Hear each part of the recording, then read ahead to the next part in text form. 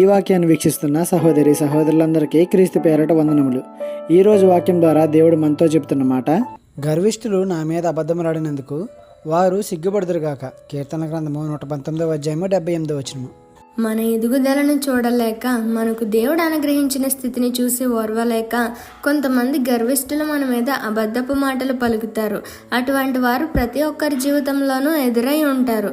మీ మీద అబద్ధపు సాక్ష్యాలు పలుకుతున్నారని చింతించకండి. అటువంటి వారు సిగ్గుపడే విధంగా దేవుడే వారికి సమాధానం చెప్తారు. మనం వారికి సమాధానం చెప్తే వారికి అంతగా బాధ కలగకపోవచ్చు, కానీ దేవుడు సమాధానం చెబితే మర్చిపోలేని దెబ్బ కొడతారు. మన పక్షాన వారితో పోరాడతారు. మరి ఆ విధంగా జరగాలంటే మనం దేవునితో గడపాలి, ఆయన ఉపదేశాలను ధ్యానించాలి. అప్పుడే దేవుడు మన పక్షాన ఉండి కార్యం చేస్తారు. నీవు కలిగి ఉన్న ప్రతి భయానికి దేవుడే సమాధానం చెప్తారు. కానీ మనం ఆయనతో స్నేహం చేసినప్పుడు ఇవన్నీ జరుగుతాయని గుర్తుపెట్టుకోండి. దేవుని వాక్యాన్ని ధ్యానించినప్పుడు ఆ వాక్యమే మనల్ని దేవునితో స్నేహ సంబంధంలోనికి నడిపిస్తుంది. ఈ చిన్న సువార్త పరిచర్యలో మీ సహోదరులు. God bless you. ఆమేన్.